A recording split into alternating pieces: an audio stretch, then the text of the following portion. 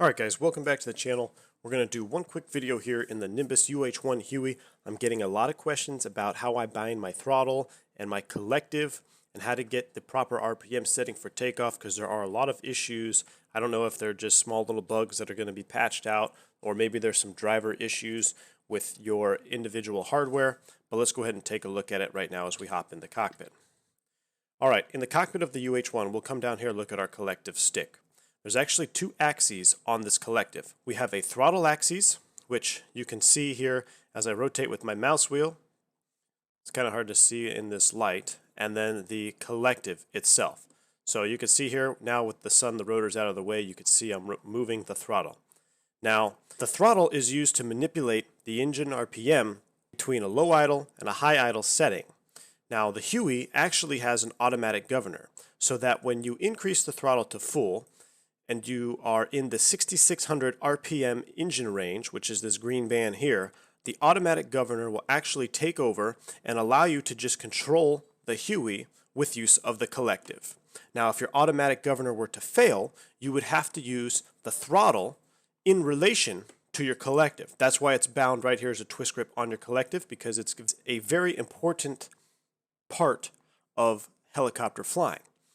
Now, in theory, we should be able to come into our axes commands here for our throttle, and we should be able to bind collective, which I have, and we should be able to bind throttle. Now, for some reason, I was able to get it to work one time. It doesn't matter which configuration I get now. I cannot get the throttle to bind to an axis. Only works as a collective.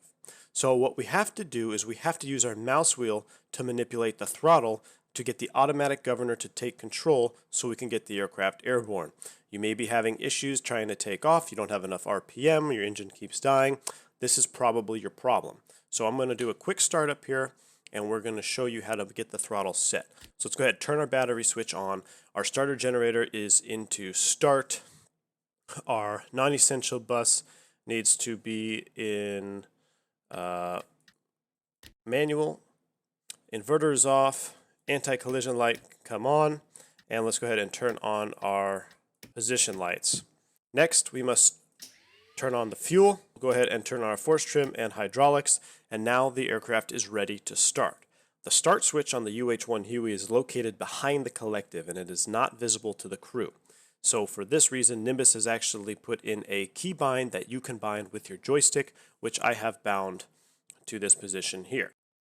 Apparently it says do nothing, so my binding is gone. So we're going to bind it by going to Nimbus, UH1, Command, Startup Command, Apply.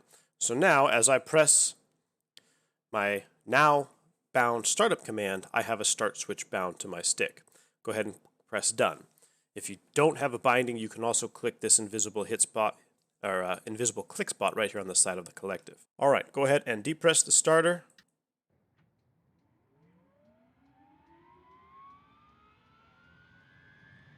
At about 15%, we're looking for rotor rotation. There it is. We'll release the starter between 40 and 50%.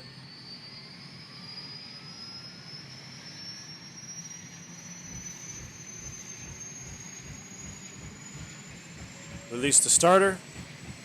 Your RPM begins to increase.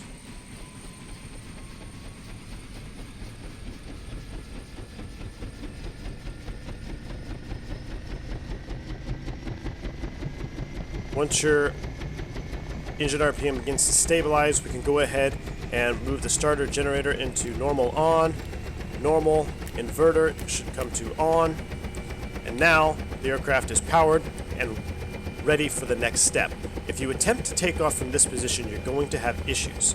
Take a look at our front panel here. We have an RPM limit light illuminated, and if we look at our RPM gauge, we can see we're only turning about 5,000 RPM on the engine. We need to be in the green zone at 6600 RPM. So to do this, we need to slowly roll the throttle to the full open position. You'll hear the low RPM audio sound there as you go through the low audio caution zone. Now the throttle is full open. You can see increase to the left. We come up to our front dash. Our RPM limit light is out. The engine is stabilized at 6,600 RPM. At this point, the automatic governor is going to take control of the RPM, and it will maintain the aircraft in the green zone. So now we can fly with the use of our collective. So to take off, we're going to get a little left anti-torque pedal in there, a little back left on the stick, and slowly increase our collective now until the aircraft lifts off the ground.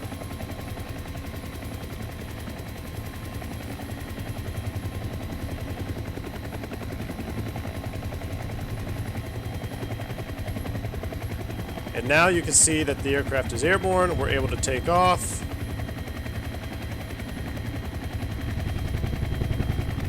And if you keep an eye on the RPM, you can see that it maintains in the green zone because the automatic governor is in control. If you don't have proper RPM prior to liftoff and your automatic governor is not functioning, you will not be able to increase collective and get the aircraft airborne.